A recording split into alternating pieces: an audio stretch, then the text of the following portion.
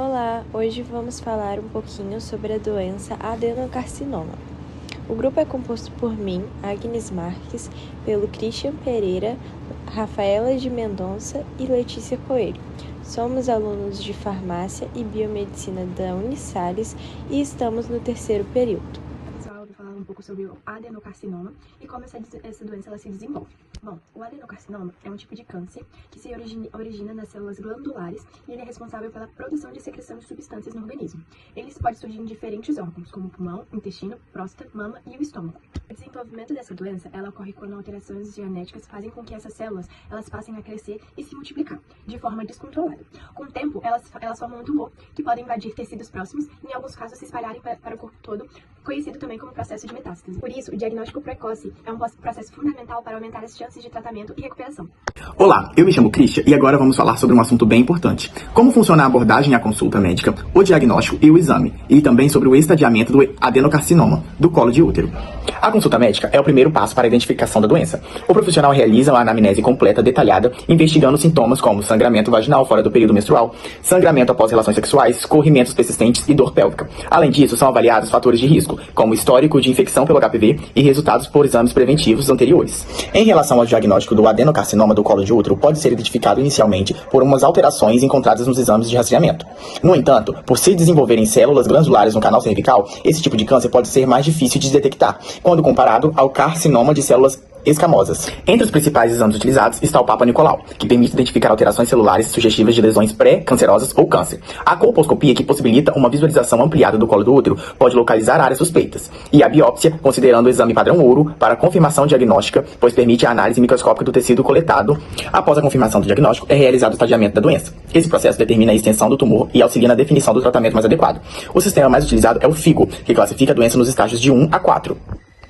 No primeiro estágio, está restrito ao colo do útero. No estágio 2, ultrapassa o colo uterino. No estágio 3, pode atingir estruturas próximas, como a parede pélvica ou linfonodos. Já no estágio 4, ocorre a invasão de órgãos ou metástases para outras partes do corpo.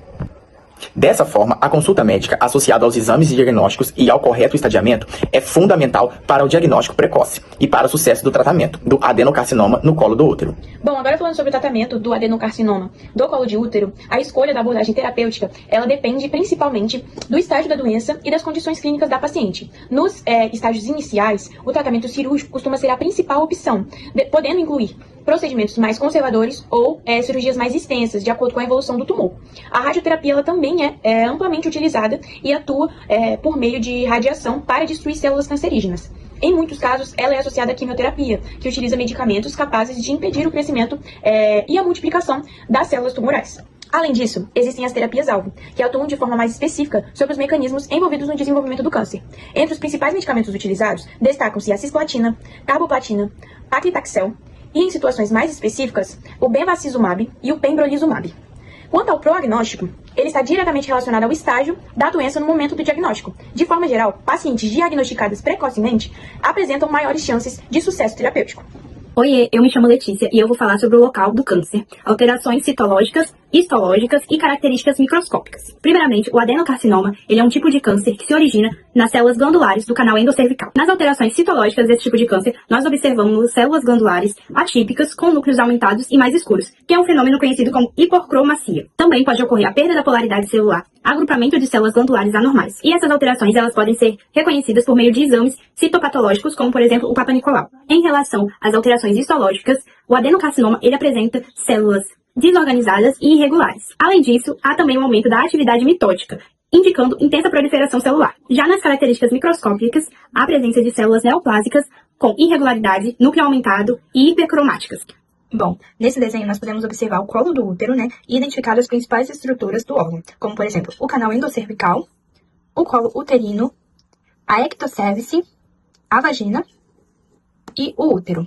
Na ectocervice, geralmente é onde se origina o adenocarcinoma, A parte considerada saudável, que é o tecido saudável, ele geralmente é formado por células glandulares organizadas e com aspecto normal. Já a área tumoral do tecido tumoral representa o adenocarcinoma, que se origina nas células glandulares do canal endocervical. E essas células que ficam no canal endocervical, elas passam por algumas alterações e crescem de forma descontrolada, podendo invadir o tecido ao seu redor, que é o que acontece no adenocarcinoma. Aqui, de forma mais ampla, é o câncer, o adenocarcinoma. na parte endocervical do colo uterino. Na citologia, como por exemplo no exame do Papa Nicolau, é possível observar células glandulares atípicas, com os núcleos bem maiores e mais escuros. E esses aspectos, como por exemplo, os núcleos maiores e mais escuros, representam uma indicação de que essas células perderam seu padrão normal, indicando uma malignidade. Já na área histológica, ela é feita por meio da biópsia e é possível identificar glândulas irregulares, desorganização do tecido e aumento da atividade mitótica. E esses sinais desorganizados são indicações características de uma lesão maligna do adenocarcinoma. Bom, agora para concluir, o adenocarcinoma de colo de útero é uma neoplasia que está fortemente associada à infecção persistente pelo HPV e que pode apresentar evolução progressiva quando não identificada precocemente.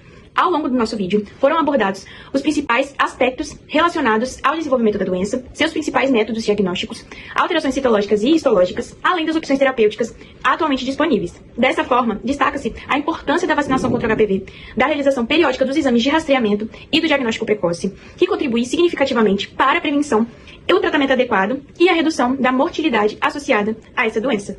Muito obrigada por ter assistido o nosso vídeo. Até mais!